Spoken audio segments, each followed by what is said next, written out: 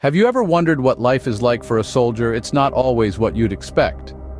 Andrew Allen Klebon, a native Texan, disabled veteran, and first-generation graduate student, found himself pondering this question during a special mail call in Mosul, Iraq, just before Christmas in 2008. Amidst the dust and the danger, a bag of letters arrived, filled with curiosity from a group of students asking, "What is life as a soldier like?" Klebon could have painted a picture of the ineffable tsunami of fear that comes with war. He could have detailed the harsh realities of life in a conflict zone. Instead, he chose a different narrative. He chose to talk about liberation from tyranny. He echoed the words of Edmund Burke, that for evil to prevail, good men need but to do nothing. His perspective was not one of the lugubrious motivations for escaping abysmal poverty, but a story of liberation, a fight against tyranny. His experiences in Iraq, he explained, were about standing up to evil, about refusing to do nothing while injustice prevailed. Klebon's tale is not just about the life of a soldier, it is also about how his time in the military shaped him, about how it propelled him on a journey of self-discovery and growth. His experiences in Iraq were not just about the war, they were also about understanding his place in the world, about finding his voice, and about discovering the power of his own words. His story is a testament to the transformative power of the soldier's life. It is about how the battlefield can become a place of learning, a place of growth, a place where one can discover their true calling. It is about how the life of a soldier can be a profound catalyst for change.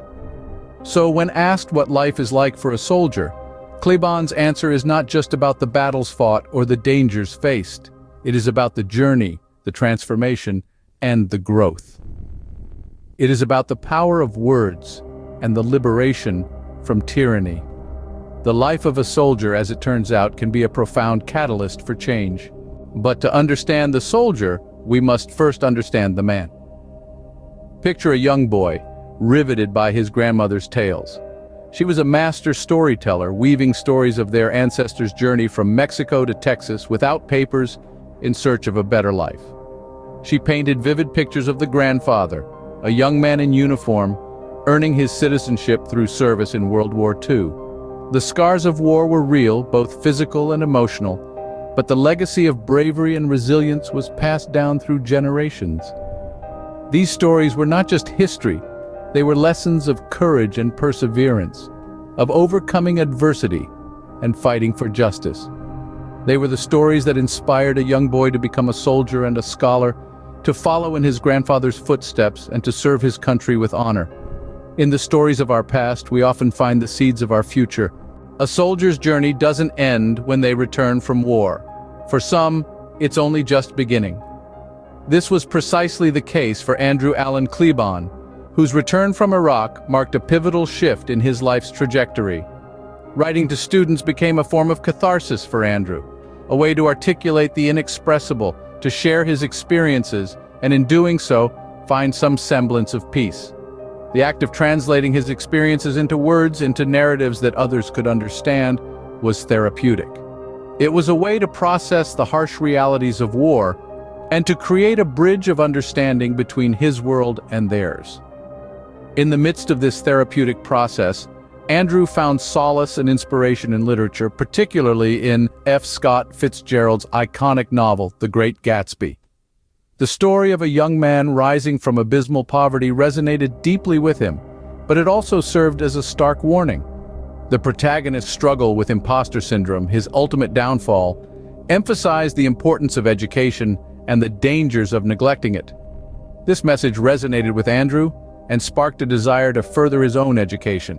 Enlisting in the U.S. Army during a time of war was a noble endeavor, but Andrew realized that his journey didn't have to end there. His honorable discharge due to service-connected injuries marked the end of one chapter, but it also heralded the beginning of another. Andrew's next great achievement was graduating with a bachelor's degree and continuing his academic journey, standing on the precipice of earning a Ph.D. This transition from soldier to scholar was not just about personal growth or achieving academic accolades. It was about honoring his family legacy, the stories of resilience and triumph passed down from his grandmother. It was about using his love for writing to continue the narrative. to contribute to the tapestry of his family's history. From the battlefields of Iraq to the classrooms of a university, this soldier found a new way to serve and inspire through the power of words.